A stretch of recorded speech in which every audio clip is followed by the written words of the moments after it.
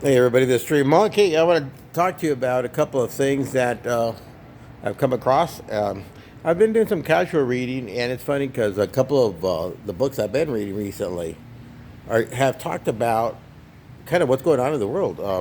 Today I'm reading David Baldacci, Absolute Power. Awesome book. You know, a little kind of gets a little raunchy, but we go overlook that. It's a really good book. The story's great.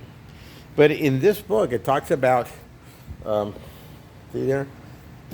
It's talking about Ukraine and the government's dealings with Ukraine, dealing with nuclear weapons and stuff. And, it's funny that today we're hearing about it. And today there's war and there's talk about nuclear weapons. So it's funny that this is a 1996 book, I believe. It's been around for a long time, but it's just about less than halfway through. It's talking about Ukraine. So it's pretty crazy. Then about a week earlier, Dean Koon's book. I think it's called Fear. Man, what a mess. Well, I think it's called The Face of Fear. Anyway, that talks about real odd thing. It talks about the Democratic Party, their corruption, the way they feel superior to others, their elitism, their road towards totalitarianism, and they're also connected to a philosopher, one came in after I think Karl Marx. His name is Friedrich Nietzsche or something like that. I've heard of him, or I can't remember how to pronounce his name. Nietzsche or something like that. He talks about a lot of running a government without God,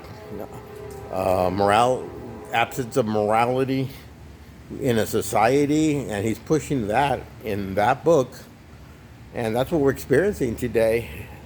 Is a post Karl Marx, post Nietzsche world in which they're trying to do away the one world government, and everybody's trying to get away from God. It creates one person rule, one world order, and new world, one world government. So it's pretty crazy, and that's also just before the year 2000 book as well. So, you know, that's kind of funny that it kind of confirms a little bit. So, and also that Dean Koontz also talks about what talked about previously.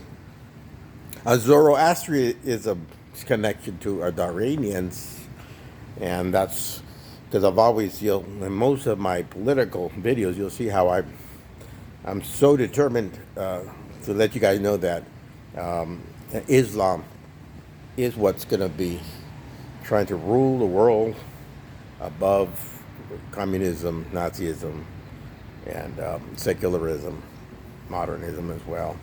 So that's the ultimate goal. Islam is out there to rule the world, and usually does it by using other crooked or very corrupt governments to get it to where it wants to be. It uses other more stronger people to accomplish its goal, which is to take over the world and bring Islam to all people, enslaving them, and of course, keeping God away from the whole issue, because Allah is not a God. It's a false religion, and is that to say that Muslims are bad people? No, Muslims are can be very faithful, but unfortunately, religion itself is based on lies and a very corrupt individual. So, anyway, that's pretty much it. Just interesting facts that I come across by reading.